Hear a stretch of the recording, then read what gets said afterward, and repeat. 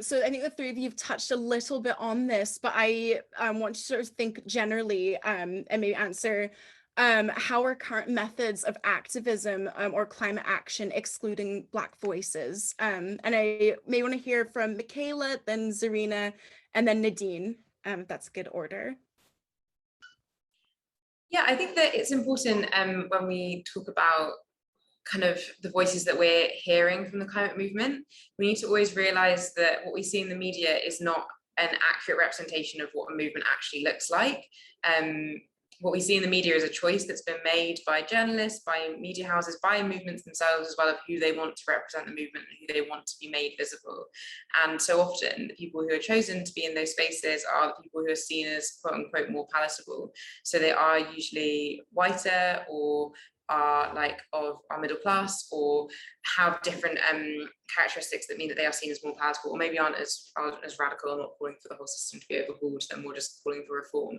And so I think we need to recognize that what we see is not always what the movement actually is, and how much I think when we kind of conflate those two things, it's a bit of an issue, because then we're also just like completely erasing the voices, the real voices of people who are actually in the movement. And we shouldn't rely too much on what we see visibly, and realize that there is so much more than that.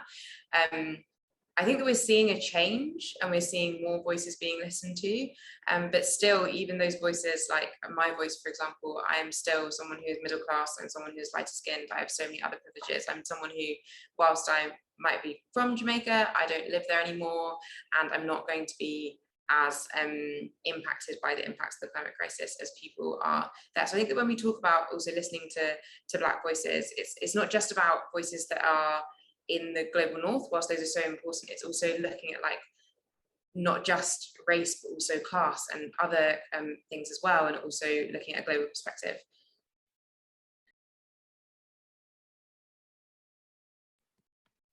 Yeah, just to add on to what Mikaela's talking about, I suppose my direction is probably looking at people in the UK and seeing who's represented in the UK.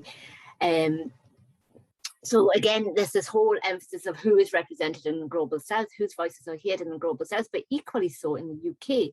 We see that BME groups or people of colour are so underrepresented in the climate movement, and they're underrepresented for many reasons. One, some of the climate movements aren't inclusive, right? Some of the direct activism and campaign is just not accessible for them. So like, for instance, like using XR as an example, which is moving towards being having inclusive approaches now, but previously, or even some of their direct activism, it's still not easy for if you're a person of color to get involved in. So for instance, getting arrested is just not in our vocabularies. I mean, you know, being arrested, if you're a young person and you're Black and you get arrested, it has such a big impact to somebody who's white. So just that, those issues of then again, like what Mikaela says, is like, well, who is seen in those movements, and then who's got the platform within those movements. So there's a movement, but then there's also climate action. So looking at like think tanks and policymakers and decision makers and stakeholder groups, all of these are underrepresented without, you know, people of colour's voices around those tables. And if those aren't included, the impact of people of colour within the UK context is never included in that narrative. And that narrative is then missing a whole richness of experience that can be linked to the Global South as well, and bringing those Global South voices to the forefront. But also, even within the UK context, there is total inequalities. And we've seen that during the pandemic, right? That those that were impacted by the pandemic were people of colour. So again, with the climate crisis, even within the UK context, those that are being impacted even now because of the climate crisis are people of colour, yet their voices aren't being included. So yeah, I will answer this question in a different way. So if we're going to go along with the idea that the root cause of these crises is this belief that humans are separate to nature, and that there's this hierarchy, you know, with humans at the top and everything else below, then part of the solution, or maybe the solution, is about healing that separation. So that brings it to nature connection. And well, then the question then becomes, what are the barriers for Black people to be connecting with nature in the UK? So these are things which I've been thinking about quite a lot over the years as I do a lot of this work. And I think there's kind of four sort of main things here. So there's something about the Black experience in the UK, which is very much an urban experience. When people were coming over, certainly from the Caribbean anyway, it was coming into urban centres. I think for some Asian groups that was different, like coming into the mill towns to work in the mills in the 60s. But for people coming from the Caribbean, the African Caribbean, it's about urban life, and Black culture is very much associated with urban culture. It's become almost synonymous, right? And then you've also got these ideas of progress, which come, right back from the Industrial Revolution, around this idea of the move from the countryside to the city is a symbol of progress. And then, and this is in the context of a worldview which is associating kind of primitivism with nature, right? And nature is in this dualism with humans. So then, perhaps because there's fewer Black people in the countryside, certainly with my dad when he came over in the 50s, it was racist in London, but it was even more racist in the countryside. So, and you still kind of find that now, that even if it's not actual racism, there's certainly suspicion or outright hostility, and I've had experiences of that, leading walks, having kind of encounters like that. And not universally, of course, right? But this is something that Black people in the countryside will encounter. And then the fourth kind of dimension is around confidence. So my dad, for example, he'd studied zoology and biology and stuff in Trinidad to a high level at school. But then when he came to Britain, he was part of loads of different kind of organizations and voluntary stuff, but none of it was environmental. I mean, he died last year of COVID, so I'm not able to ask him, why that was. It was just something that I discovered when we were writing his, the obituary and stuff. But I think that some of it is related to confidence. And so, why would you want to take your children into the countryside and experience those kind of feelings, and also not being confident about the plants and animals and the landscape and how things work? It's easier to just stay in the cities, right? And then that's linked to sense of belonging. And some of the work which I've been doing is very much around my own realization, but also trying to help other people come to the realization that sense of belonging is about belonging to the earth.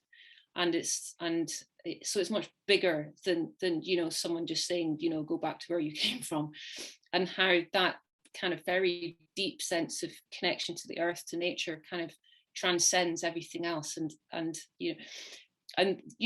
So there's more obviously to say about all of that, but the reason why it's so important is because this sense of connection with nature is a major driver of pro-environmental behaviour, and it's part of this whole shift in how we relate to the planet and to every other being that lives on the planet. So yes, that's kind of what interests me, and I do think that this is shifting actually, and there's a lot more Black people and young Black people who are getting more involved in just being bird watchers and kind of being into nature and things like way more than when I was growing up. So I think that's a positive thing. Oh, did you want to say something, Zarina? Yeah, I mean, Nadine's touched on a really important part about being connected to nature, because I do a lot of walks in Scotland with groups, and I take them out to be connected to nature.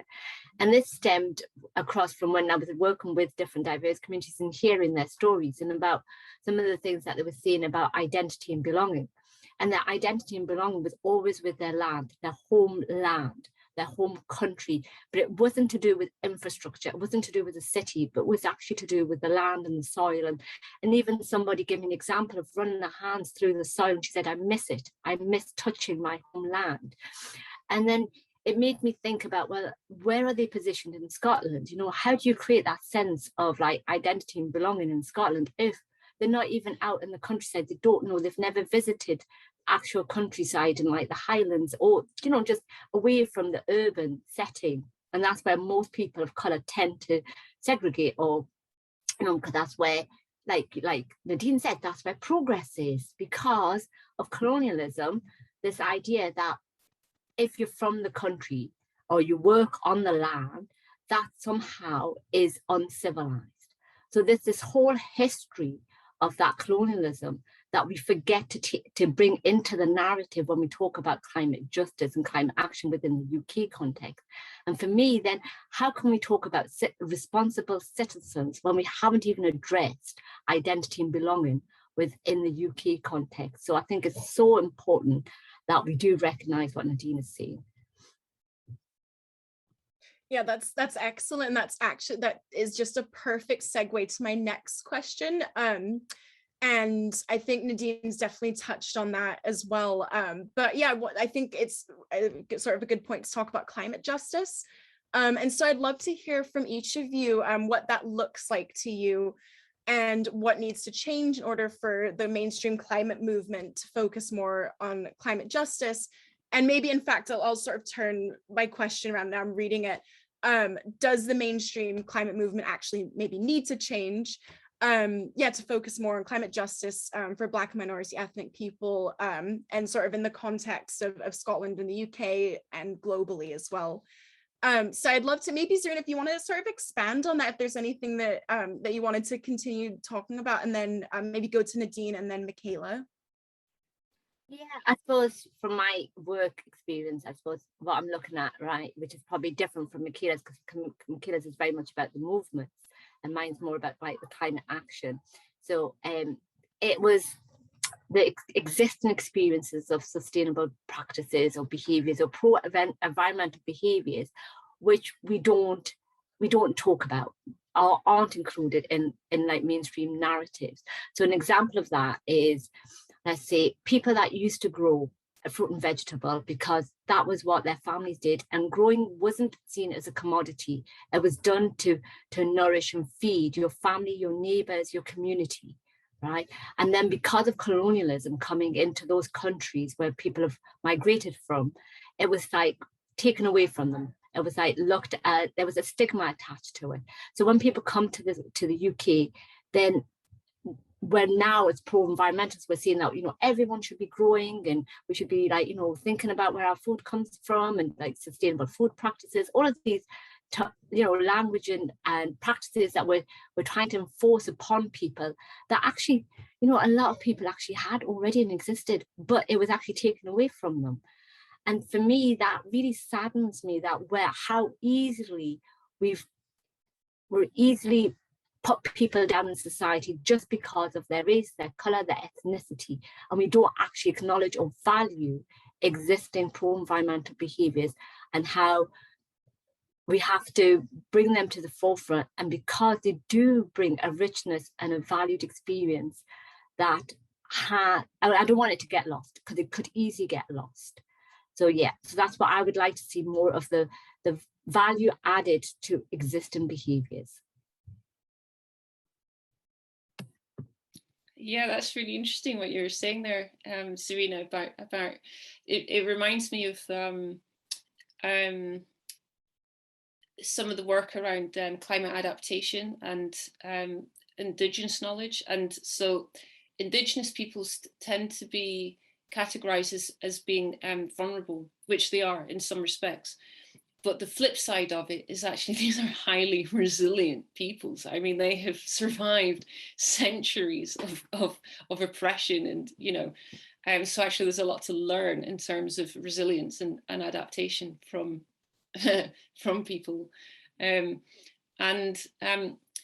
so it actually kind of connects in a way with what I wanted to say here about what climate justice looks like to me, which is that we do kind of shift to this global perspective and align with these Indigenous groups who are doing a lot of work around not just climate change, but the whole kind of ecological crisis, and calling for these shifts in consciousness about a different way of living. And so for me, it's really about strengthening, those narratives and connections. And I think that there's also a role for faith-based groups in this, because some of the once you get below some of the messaging, some of the real core beliefs are absolutely kind of in alignment with that.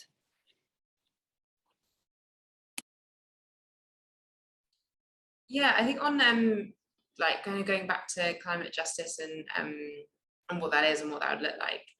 I think I just encourage people to think like, imagine like the best world you could possibly imagine that's like free of all oppression, all the harm and the violence that's currently existing. And that's what I see like a climate just, there's a multiplicity of futures, but that's what a climate just future could look like. And I think that when we're talking about land, especially, like that's a really key demand that we can have in the climate justice movement, is like, that's reparations. I think sometimes gets talked about as if it is this like figurative thing, but it's a very real demand. Like give us back land and let us have ownership of it, but also let us grow food from it. Imagine how much healthier communities would be if everyone had access to like land they could go to and grow things from and really experience, and how much more connected we'd be to nature if we had that as well. And I think that climate justice, it's not just about emissions, it's not just about like stopping the bad stuff, it's also about building new stuff as well, and building new futures, and about tackling real systems of oppression. It's about like solidarity with all different oppressed groups. It's about liberation for all of us, more than just equality. And it's not about equality and inclusion, it's about liberation. It's about this like radical transformative vision that we can have for a whole world. And I think that should really motivate people to want to get involved, because for me that's what it did for me, is realizing that we actually have not only the opportunity but the real possibility of creating a better world, and that we only have that if we take this climate justice lens and we create our demands that are as radical as we can make them, because it's actually not that radical, everything that we're saying. To be honest, we just want people to have dignity and be safe and well. That shouldn't be a radical demand. But we should have I think climate justice for me is also like, makes me realize that it's important for us to have the audacity to believe the world could be as good as it can be, because it is possible and it is within our reach, and through climate work like we can achieve it. And all of that might sound really vague, so that's because everyone can make up their own future. I'm not going to dictate it for you, but I hope that was helpful. Yeah, that's absolutely excellent. You've just brought up really good points. And I think just to connect it to sort of Black history, one thing that Nelson and I have been doing this last month, and then we're doing for the next couple of Sundays, is doing walking tours around Glasgow and talking about Glasgow's connections with the slavery trade, and a little bit about colonialism as well. And that is obviously very connected with race and environmentalism as well, sort of in the ways that the environment was harmed and people were harmed in colonialism and the enslavement of human beings. And that is something that we can change going forward as well, and a big part of climate justice, and definitely connected to the Glasgow and Scotland perspectives as well. So just excellent discussions. I'm really just learning so much from you three, and yeah, it's been absolutely brilliant. I've just got one final question, and then want to open it up to the audience as well. We've got probably 25 minutes left, and yeah, please do pop any questions you have in the Q&A box.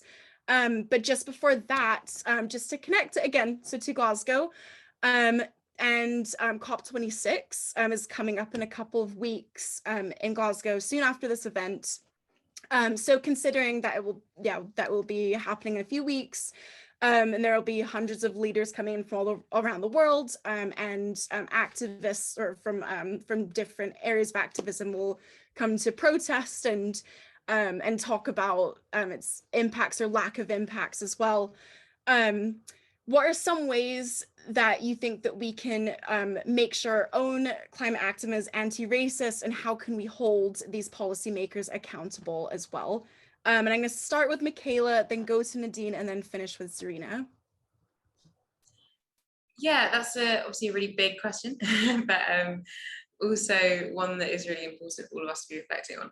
I think also one thing that my friend, whose name has evaded me, Samir, I don't know why that happened, apologies, said recently on not recently, actually probably about a year ago on a talk that we did together, was that like we need to realize that like all racism is environmental, because like all of it happens within our environment, and therefore all anti-racist action is like also for the benefit of our environment as well, because it's not just about like the planet's health, but our societal health, and making us all healthy and the environment healthy.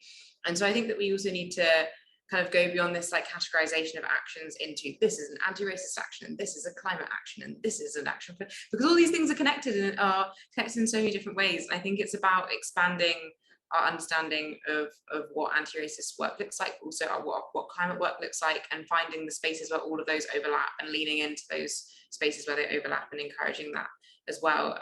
Especially with COP coming up on the 6th of November, there's going to be a big day for climate justice, a massive march happening in Glasgow. I know that Zarina's been involved with a lot of the migrant justice stuff around that, so she probably will have more to say around that. But there'll be a migrant justice block. There's going to be like a global justice block. There's going to be loads of different people. It'd be amazing to see as many communities of colour coming to that space, but also everyone coming along to support this vision for climate justice that we have. But there's also going to be a people's hearing happening as well during COP, where loads of people from all over the world will be joining, but as well anyone who's in the area as well can come along, and we can actually connect to each other, build our movements, build coalitions between different groups, which is something fantastic the COP26 coalition has been doing as well, of realising that all of our struggles are connected, and therefore we all need to kind of work together in creating this future. Yeah, so I think some of what I might say relates perhaps just to what Mikaela was saying. And also to Zarina actually. So I think I've got a real list here. So first of all, there was something Zarina said which I totally agree with, and it was this thing about the diversity within the category.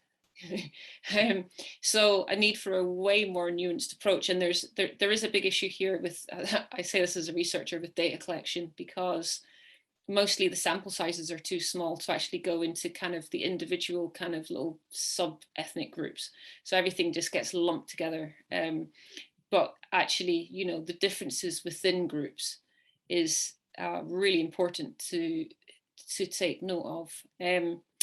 And also how different factors interact, which Mikaela's already talked about. So, race is just one factor. There are many others that interact with that. And also this kind of avoiding a kind of us-them approach, which I think is a really dangerous route to go down. But also recognizing that there will be resistance to climate justice, right? Because it requires some people to relinquish power. So of course there's going to be resistance, and it can be tempting to then go into an us-them, mentality around that. But I think that is to be resisted, and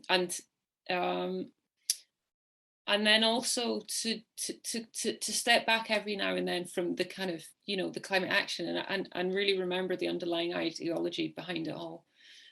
This conquest mentality, stuff around colonization and oppression, and that can sometimes get lost. So it can be useful just to take that step back and just remember that there's a much bigger narrative going on here, and the shift that needs to happen isn't just about swapping, to renewable technology is much bigger than that, as Mikaela's been talking about as well. I mean, what we're talking about is a global shift in consciousness, basically, and a different way of living, which will be better. But getting there is by no means going to be easy. So on a positive note, I'll hand over to Zarina. Yeah, no, thanks. And I totally agree with you when you think about, like, it's like creating this vision of a different way of living is so important, because a lot of the work that's done around like climate action or the climate movement is actually still within the paradigm of the existing political economic structures that are based around capitalism, colonialism, and that have led to extraction, exploitation, which is what causes racism. It causes the othering. And if we're not addressing that core issue beyond fossil fuel extraction, but looking at mirror extraction, looking at land grab, looking at all of these global issues that are happening to people of color right the way around the globe, that how do we create this climate movement without actually looking at our political economic systems? So for me, that also has to be brought into a climate movement. Yes, and it's so important to look at intersectionality, like Mikaela says, is join all the dots, and rather than looking at things in silos. So we have to connect everybody and everyone's movements together to build a stronger movement for the climate movement. And doing that, I think that's quite important, because then we're reclaiming culture, language, and all of these issues, all of these things that are taken away from us. And I think that's what we're trying to create in the migrant justice block of the march. So we're trying to encourage people to join that. But again, wear your traditional costumes, use your language, be yourselves, make it like a festival. It doesn't have to be this place where we're the vulnerable, the marginalized, but actually, how do we contribute? We can contribute to the movement. We can contribute to the solutions. We are resilient. So it's actually acknowledging our place in that movement from a very positive place. Excellent. Thank you so much.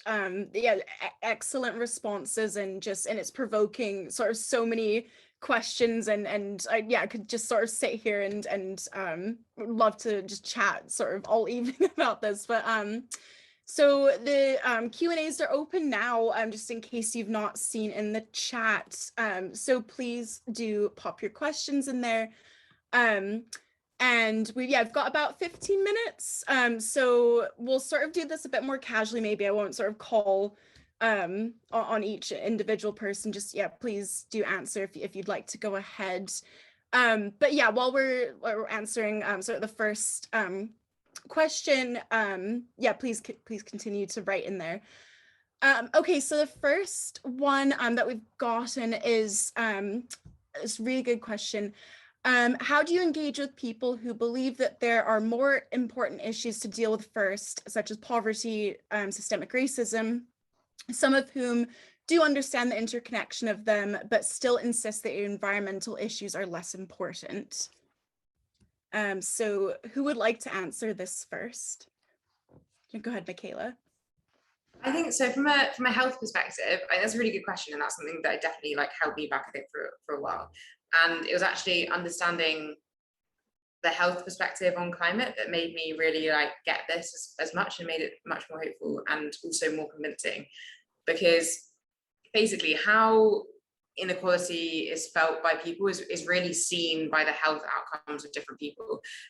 There's a scholar who writes about the social determinants of health called Hilly Graham, who writes about this and says that the social inequalities become written on the body as health inequalities. I think that's a really good way to visualize it. But that also means that when we see there's things that harm health and cause worse health, also mean that things that cause oppression or that are linked to oppression, which also means that things that help health also tackle this oppression as well. And the Lancet wrote a report, one of their earlier reports, I think it was in 2009, and they called the climate crisis the greatest threat to global health, as we've heard it called so many times before. But then in their 2015 report, they actually said that it was the greatest opportunity for global health, because of how many co-benefits arise when we tackle the health impacts of the climate crisis the climate crisis with a health lens and with a justice lens. And so actually it's kind of almost by accident that we can actually tackle, like, either we can tackle that in the environment or we can tackle these other injustices, but at the same time, the same actions can tackle both of them. I think that's what's more hopeful, is when we could be doing something that maybe just tackle one of them, why not just do both? Like, you know, that quote whenever says, like, get you someone who can do both. You can do that with actions around the climate and with injustice. And so I think that, like, why not pursue things that when we can do both? Like, why just focus on one of them when we can actually just tackle both of them? That's kind of my view on it.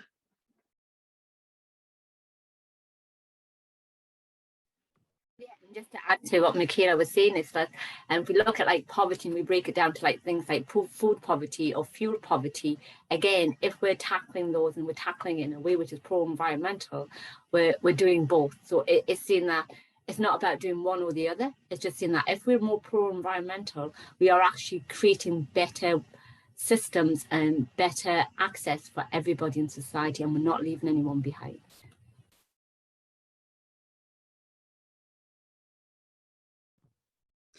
Great, excellent. Nadine, do you want to add anything, or should we move to maybe the next question? I think it's been pretty well covered. I mean, the only thing I was maybe going to add, which links in with what Mikaela was talking about, particularly around health, is to do with housing. So we are, you know, indoor air. I'm obsessed with indoor air quality, having done some research around this. But you know, there are some groups where that are more likely to be living in overcrowded homes for a variety of reasons, where then indoor air quality is kind of really a critical issue. And then, you know, added on top of that, if people in ethnic, so this isn't just people who are Black, but also, you know, people who are poor are more likely to be in poorer standard housing. You know, that's not just to do with kind of airborne diseases, but also just as climate change gets worse, air quality will become more affected. So therefore indoor air quality will become more of an issue as well. So, I mean, you know, that might not be on the top of someone's list right now, but it will be, you know, and yeah, most people are interested in their health, aren't they? So that can be quite a good angle. Yeah, absolutely. Cool. Okay, so we've got a second question, and so I think it's directed at Nadine, but I think maybe if you'd like to also jump in, Mikaela and Zarina. So the question is, in response to Dr. Nadine's statement about how Black people have historically been living in urban areas and how intimidating it can be for the BAME community to visit the countryside, how feasible would it be for school groups or other groups of people of color to visit as larger groups, so that would feel more comfortable and less intimidated? Yeah, so I mean, this is already happening, interestingly. I mean, I don't work with children particularly, but there are groups like Black Girls Hike, which started in the States and is now, you know, in the UK with you know, a pretty large membership there, and it's for exactly that reason that you've said, to help people gain confidence. So those things are really important. I mean, there's also perhaps in terms of actually doing some training with people around navigation and just some basic stuff around, you know, being outdoors and in the countryside, in contexts where they would feel comfortable. So there, you know, that would help as well. I mean, I'm not a big fan of big groups personally. Even though I'm a mountain leader, I actually prefer to walk on my own. But yeah, so too big a group, you're not really getting a quality nature connection experience. But on the other hand, you know, you can have a lot of fun in a big group as well. So there's, you know, there's different reasons why you might want to do things with different sizes of groups. But it's great to see that some people are kind of self-organizing around this already. Yeah, kind of to carry on from that, like I think also if you want to start something like this up, you can just do it yourself. Like you don't need to wait for someone else to do it. I know that like during the pandemic, my mum, who doesn't live in Scotland, she lives in South England, she realized how much she like would love to go walking with other, because she loves walking, but she loves to go walking with other Black women. So she just started her own walking group, and now there's like 15 or 20 of them that go on walks every like 2 weeks. And especially from where they live, it's a very, very white area, and they've just said that they've just found and built their own community and their own connection to nature, and that's been really lovely. And that was just that, like my mum just deciding to start that up, and now like they've all taken, like other people in the group run their own walks and do their own things, and it's just really lovely. And I think that there's so much that you can just start it yourself. If you want something to exist, there's part of a way you can just start it yourself. If maybe it's like walking, you can just like try and find a way to do that.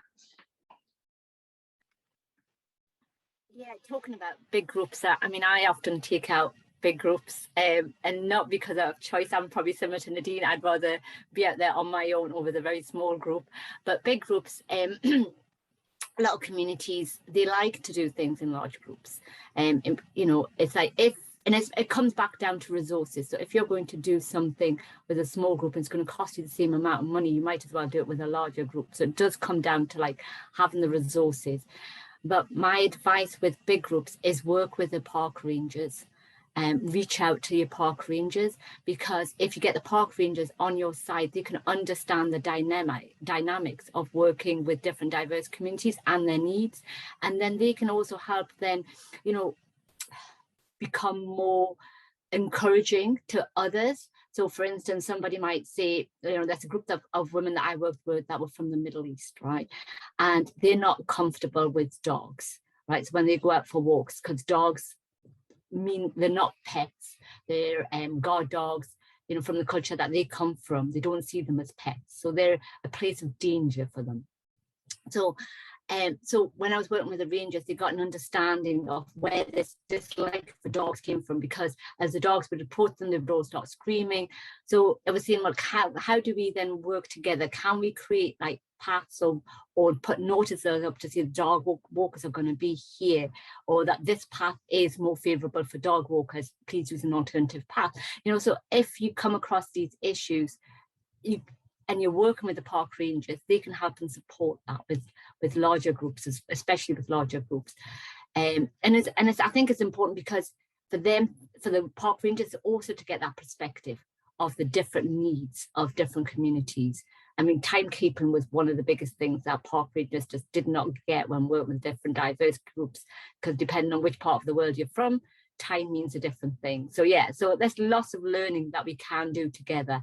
So I think, yeah, the more we get out there, the more we can work together.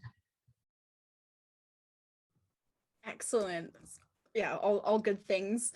Okay, so we've got another question. Oh, there are 2 more questions. Brilliant. I think we should, maybe if we just sort of keep it concise, we should be able to answer both of them. So whoever would like to answer this first. So city and urban areas have a lot of allotments, which are a great alternative to shared backcourts of flats. Oops, oh, it just went. But okay, so yeah, but even as these allotments are long waiting lists and inaccessible, and if you don't have the initial set, how can we provide sustainability in cities? And I know this living in Edinburgh with the long waiting list for allotments. So whoever would like to answer this first. I can jump in, and I mean, I actually think that things are going to change quite quickly in the future, where I think there'll be a lot more kind of like vertical gardening. We don't make enough use of our roofs, roof spaces.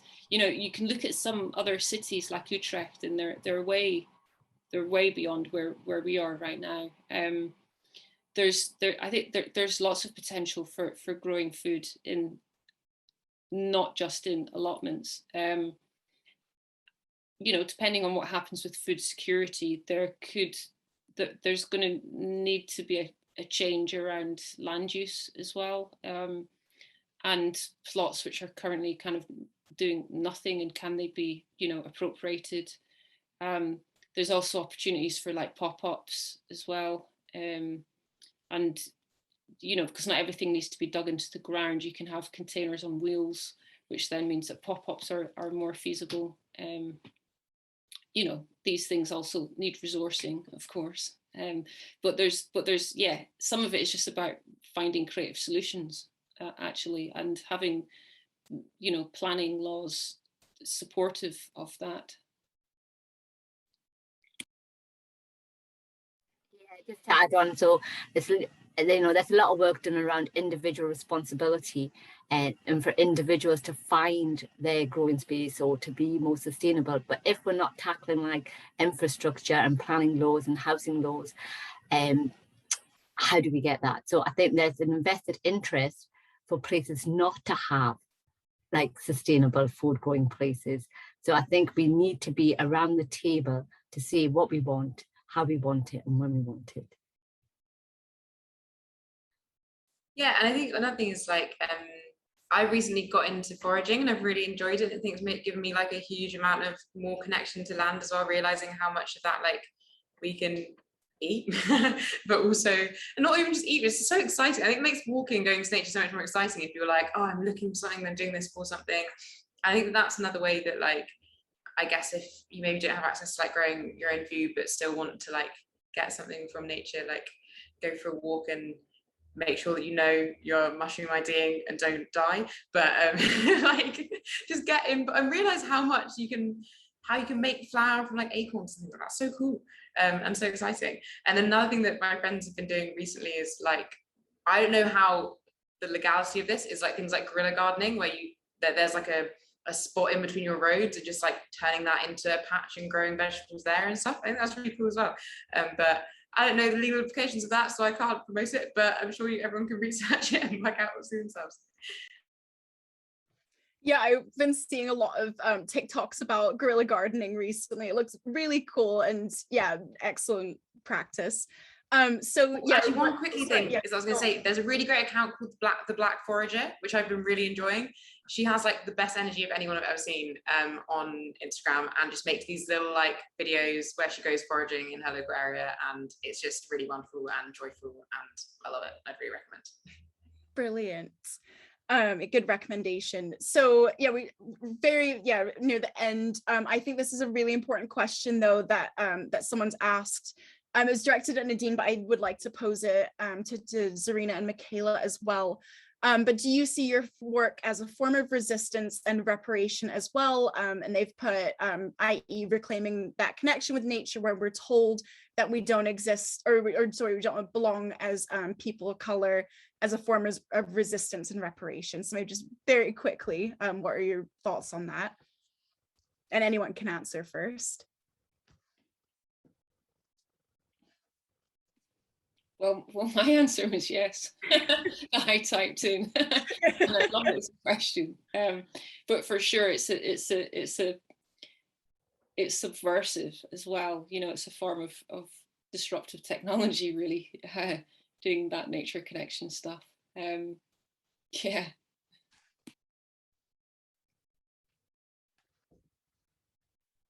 Yeah, I think I also see my work as like as resistance and like reclaiming all of these different things. But I also think that part of, I don't want my existence to just be resistance like on this world. And I saw like a tweet on the social media today that was saying like, I'm sure that like my Black ancestors' wildest dreams was also like rest and also like being full of joy. And so I think it's important that we don't like make our whole identity like resistance, and that's something that I struggle with a lot, but I think that we can also like find joy and rest and all that stuff as well.